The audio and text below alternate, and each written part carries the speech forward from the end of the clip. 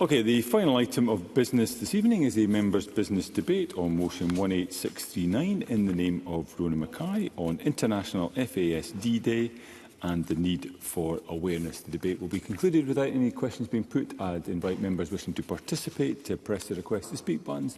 I call on Rona Mackay to open the debate. Around 7 minutes. Ms Mackay. Thank you, Presiding Officer. It's my pleasure to be able to bring this important debate on fetal alcohol spectrum disorder, known as FASD, to the Chamber again, and I thank members from across the Chamber for supporting my motion. I look forward to hearing everyone's contributions because we need to talk about this issue and raise crucial awareness of this condition, which is a significant public health matter here in Scotland and indeed globally. FASD is a lifelong condition for which there is no cure. But, and this is why we must raise awareness, it is entirely preventable. Presiding Officer, let me say at the outset that I have no wish to blame, shame women. This is a plea to clinicians and those in power, yes, politicians, that we must bring this underdiagnosed and devastating condition into the mainstream public awareness. It's thought that around 4% of the population are affected, and each person with FASD is affected differently, often requiring lifelong support in education and post-school settings to optimise their life experience. It's a family of complex conditions arising from exposure to alcohol at any stage of pregnancy. It affects the child's physical and mental health and capacity to learn, which continues into adulthood and is the most common but unrecognised neurodevelopmental condition in Scotland. It's been estimated that around 3 to 5% of Scotland's young people are living with FASD, but a recent study in the west of Scotland found as many as 40% of babies showed signs of exposure to alcohol in the second trimester, suggesting higher prevalence than previously thought. The Scottish Government estimated that in 2019 at least 172,000 children, young people and adults had FASD. Presiding Officer, of equal weight to prevention, early diagnosis and support for people with FASD is crucial to avoid a range of issues commonly encountered, such as mental health problems, unemployment, disrupted school experiences, imprisonment and inpatient psychiatric care. Care-experienced people and homeless people are disproportionately affected. However, as with all conditions, the severity of symptoms vary, and some people are moderately affected and are able to live relatively normal lives with support and recognition of their condition. Presiding Officer, at this point, I'd like to introduce Dr Jonathan Sher to the debate. Dr Sher is a renowned international expert in FASD, former Deputy Director of the Queen's Nursing Institute Scotland and founding partner of Scotland's Coalition for Healthier Pregnancies, Better Lives. In my opinion, and at the great risk of embarrassing him, Dr Sher has done more to educate and raise awareness of this condition than I believe anyone on the planet. He believes the primary prevention of FASD, along with efforts to diagnose and assist those harmed by FASD, should become equal priorities throughout Scotland. The savings on the prevention side would easily more than cover the endless costs of failing to prevent FASD. A Canadian study reported that analysis indicated additional direct costs of $1.4 million, that's over £1 million, to public bodies for each person with FASD. So we must identify solutions and take meaningful actions, not just perennially identify and analyse problems. Clinicians must be trained properly on the diagnosis and ways to assist those affected by FASD. A public awareness campaign is necessary to highlight the dangers of alcohol to expectant parents and those planning to conceive. Of course, alcohol producers must play a part in this initiative with clear messages about the dangers of drinking during pregnancy on their merchandise. They absolutely have a public responsibility to do this. Inconsistent messaging on alcohol products is concerning, with around a quarter of women in the UK reportedly unaware of the current health advice. Dr Sher points out that alcohol affects everyone in different ways and that what might have an impact on one person could be devastating to another. So it's a bit like Russian roulette. Will that one drink be the one that affects your baby? Presiding Officer, back in the day, the message to pregnant women of my generation was, limit your alcohol intake, the odd glass of wine won't do any harm as long as you're sensible. Dr Sher's message, the only way to avoid giving your baby FASD is to drink no alcohol at all. He also highlighted the fact that a large number of children that go through the children's hearing system, and I'm a former member, may well have been affected by FASD. Support for families affected by FASD and early diagnosis can transform the prospects of young people affected. The use of alcohol brief interventions for pregnant women is a useful tool in reducing the risk too. Adoption UK's FASD Hub Scotland provides invaluable telephone and online support for families living with FASD and is funded by the Scottish Government. But the problems with diagnosis persist. The last time I debated this subject in Parliament, they reported that 55% of children waited 2 years or longer for their diagnosis, and 78% of parents whose children were diagnosed with FASD didn't feel that healthcare professionals were knowledgeable about the condition or its various presentations. So they recommend improved diagnosis and support for people living with FASD through the introduction of a dedicated multi-year national strategy for treatment and prevention. The Scottish Government's alcohol framework includes a commitment to support the current system to be much more responsive to the needs of individuals, families and communities affected by FASD. And I look forward to the Minister's response on how that commitment is progressing. The Government also undertook to develop Scotland's first national preconception framework, supporting the health of women of childbearing age and their families. A key element of the framework will be supporting women to access reproductive health services and avoid unplanned pregnancy. Presiding Officer, Scotland has an unhealthy relationship with alcohol, which we're trying to address by way of minimum pricing and improve public awareness in the dangers of alcohol. 1 in 4 people regularly drink above the Chief Medical Officer's low-risk drinking guidelines. Alcohol consumption in women of childbearing age is common, and 46% of pregnancies in Scotland are estimated to be unplanned. So in conclusion, Presiding Officer, FASD is a condition that is entirely preventable. It requires women not to drink for the entirety of their pregnancy, including avoiding alcohol while trying to conceive. The Chief Medical Officer's advice is no alcohol, no risk. And I don't think that's too much to ask in order to bring a healthy baby into the world. Thank you. Thank you, Ms Mackay. We move to the open debate. I call first Annie Wells to be followed by Jackie Dunbar. Around 4 minutes. Ms Wells. Thank you, Presiding Officer. And I would like to thank Rona Mackay for once again bringing this important issue to the Chamber. This is an issue that doesn't always get the attention it deserves, but one that affects thousands of people across Scotland. Fetal alcohol spectrum disorder, or FASD, it is a lifelong condition caused by alcohol exposure during pregnancy. It is more common than many realise. In fact, research suggests that it may be one of the most prevalent neurodevelopmental conditions in the country, yet far too often it goes underdiagnosed, misunderstood or unsupported. It's estimated that up to around 5% of people in Scotland are living with FASD, a lifelong but preventable, as we've heard from Rona, condition. And this is higher than the average prevalence of autism in Scotland, and we talk about autism quite a lot. And a study at Glasgow University suggests that prevalence could be higher than previously thought, with 42% of babies having been exposed to alcohol in pregnancy and 15% showing signs of exposure to high frequent consumption. These aren't just numbers, Presiding Officer, on a page. These represent lives and real challenges. People affected by FASD may face difficulties with memory, attention, behaviour, executive functioning, social judgment and emotional regulation. Many also live with physical health conditions affecting the heart, kidneys, eyes or hearing. And without timely support, people with FASD are at a higher risk of secondary harms, including, as we've heard, mental health problems, addiction, involvement with the justice system, or even premature mortality. But let me be clear, Presiding Officer, that FASD is preventable.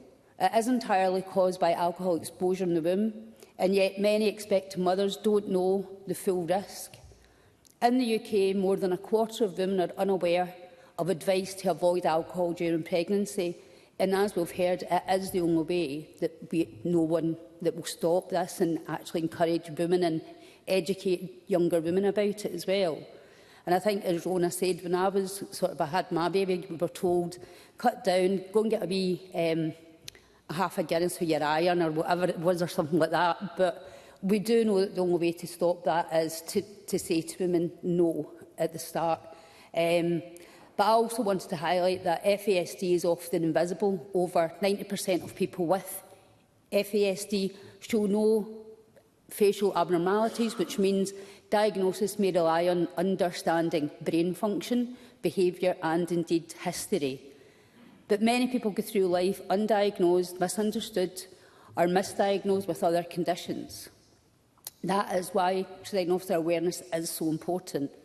Awareness helps prevent new cases by making sure that expectant mothers have clear, accessible information about the risk of drinking alcohol during pregnancy.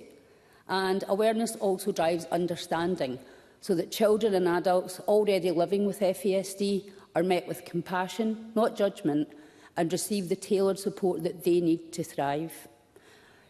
To affected individuals, families and carers, you are not alone. Your struggles matter, your voices deserve to be heard, and to every health professional, teacher, social worker and MSP, the duty before us is to act with compassion, evidence and urgency. I know I'm coming to the end of my time, Presiding Officer, but I just want to pay tribute today to the campaigners, charities and families who have worked tirelessly to break the silence around FASD. Their voices have been instrumental in driving change and reminding us all that with the right support, people living with FASD can achieve so much. So today, let us recommit to spreading awareness, supporting families and ensuring that no one affected by FASD feels invisible or left behind. Together, Presiding Officer, we can make sure Scotland leads the way in tackling this issue with compassion, understanding and action. Thank you.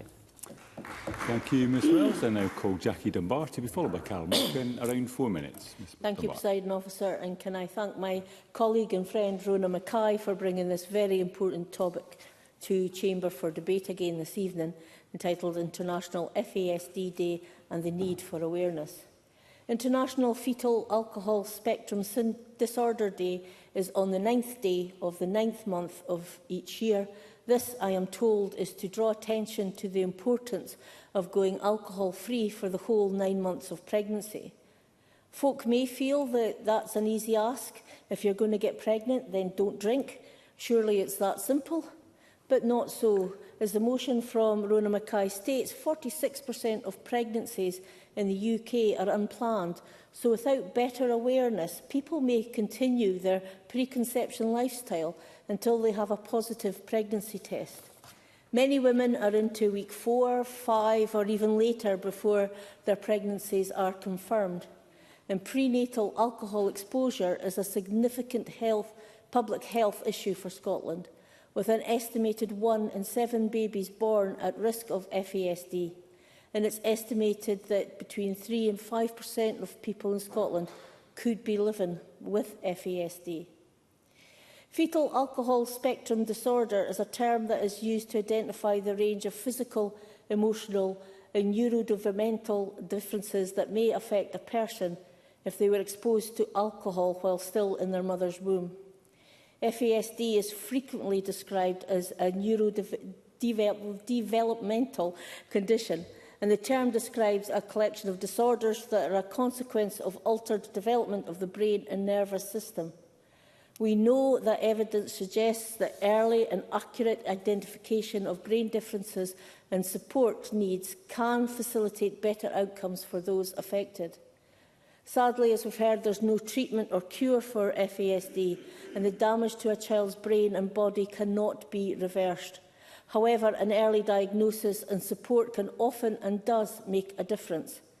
Once a child has been diagnosed with the condition, a team of healthcare professionals can then assess their needs and offer appropriate educational and behavioural strategies.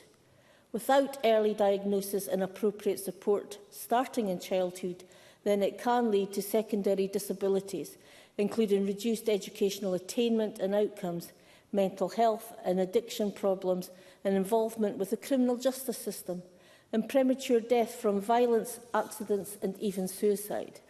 So early identification is vital, as support can mean fewer mental health issues, better educational achievements and improved life chances. Presiding Officer, we also need to address the drinking culture, which includes drinking partners. It is not only how much folk drink, but the way in which they drink. As with any alcohol-related issue, the risks to the fetus are typically influenced by three aspects of the pattern of alcohol consumption: quantity of alcohol consumed, frequency in how often the mother drinks, and the timing of drinking in relation to the pregnancy. The most damaging pattern of drinking for the fetus is heavy episodic drinking, known in the UK as binge drinking. Folk can get a bit of a shock of how little amount of alcohol it takes to be considered as binge drinking. The UK guidelines for weekly alcohol consumption are 14 units for folk who are not pregnant. A binge is defined as drinking 6 units for women and 8 units for men on one single occasion. It sounds simple, except what is a unit? Is it a drink, a glass, a bottle, or a can? In fact, a binge, which is the riskiest type of drinking for the fetus, amounts to just 2 large glasses of wine. This is not an unusual amount for women of reproductive age to drink during a night out or dinner at someone's home. It must also be taken into account that alcohol measures poured at home are often 2 or 3 times larger than pub measures, something that folk should ponder on. In conclusion, I hope today's debate has brought this to the forefront of folks' minds and that it goes some way in getting the message across. And the message I would like to get out there is, don't risk it. If you are even thinking that you would like to become pregnant soon, then just don't drink. Thank you, Presiding Officer. Thank you, Ms Dunbar. I now call Carol Mochan up to around 4 minutes. Ms Mochan. Thank you, Presiding Officer. I would like to thank Rona Mackay for bringing this debate to the Chamber and allowing Parliament to recognise fetal alcohol spectrum disorder once again. And I've participated in the debates, as you know, very close to my heart as well, and I really appreciate you bringing it. It's important that we continue to highlight the impact FASD has on Scotland's communities and raise awareness about the long-lasting impact exposure to alcohol during pregnancy can have. As others have highlighted, fetal alcohol spectrum disorder affects 4% of Scotland's population, which is really startling given it is preventable, as others have said. The UK Chief Medical Officer recommends that the safest approach for people who are pregnant or are planning a pregnancy is not to drink alcohol at all. This will keep the risk to the baby to a minimum. And of course, it is important that people understand the risk of drinking during pregnancy. But Rona Mackay made the point that I would like to make. As elected politicians, we must take our responsibility seriously in this. We live in a Scotland that normalises alcohol, and in fact, excessive alcohol culture is almost normal until it comes to the point where there is a problem. And so we must understand it, as you said, Ms Mackay, as a public health sort of situation. We must have more debates about population-wide measures to reduce alcohol-related harm. But, of course, research has indicated that individuals and women aren't aware often of the advice not to drink alcohol during pregnancy. So clearly more can be done in this public health messaging to improve awareness, especially when, as other colleagues have said, 46% of pregnancies in the UK are unplanned. So that messaging early on to younger women hopefully could be useful. The Women's Health Plan commits to providing accessible information and advice on pre-pregnancy care, which is of course really welcome. And in the medium term, the framework on pregnancy care is about raising awareness and understanding of the importance of optimising health before pregnancy. So I think this may be an area that we could really work on with the Women's Health Minister as well, to make sure that we get that information accurate and that we talk about alcohol in pregnancy. Because one of the things that we know, of course... Becky Dunbar. Thank the member for taking the intervention. Presiding Officer, I was just sitting listening to your speech. Do you think it would maybe help get the message across if we started speaking about it through schools and teaching the younger folk what would happen if you were drinking during pregnancy? It would help if it was through the chair as well. But Carol Mochan.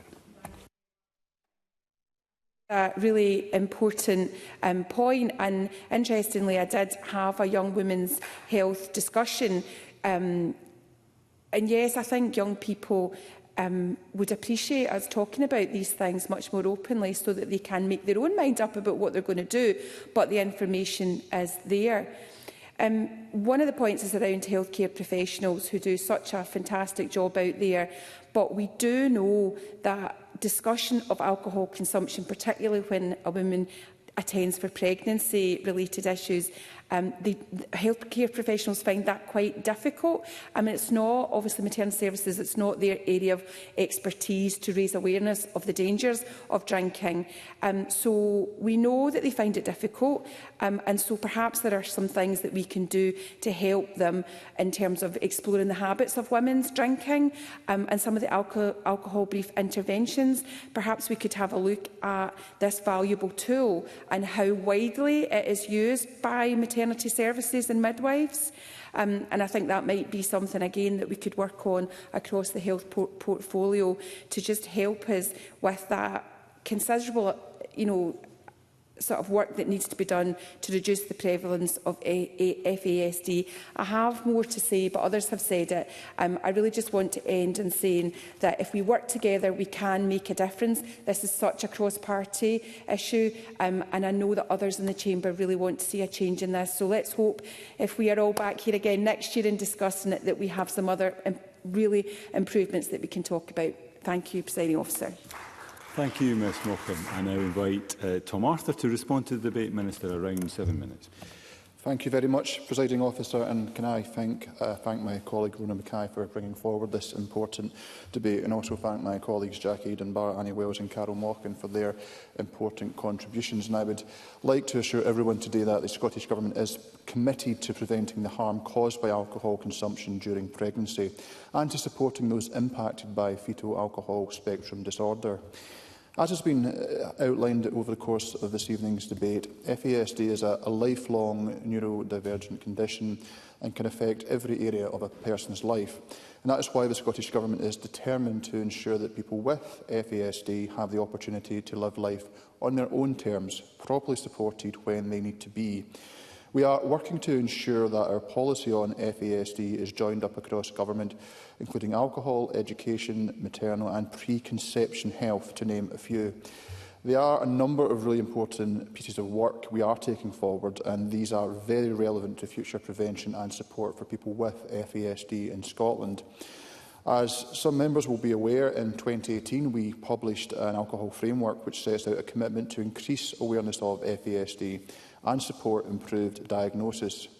We are currently developing a refreshed alcohol and drugs strategic plan that responds to the alcohol and drugs crisis, and we aim to publish the new strategic plan in early 2026, ahead of the conclusion of the National Mission on Drugs. Of course, the clear message from our Chief Medical Officer on alcohol during pregnancy remains: no alcohol, no risk.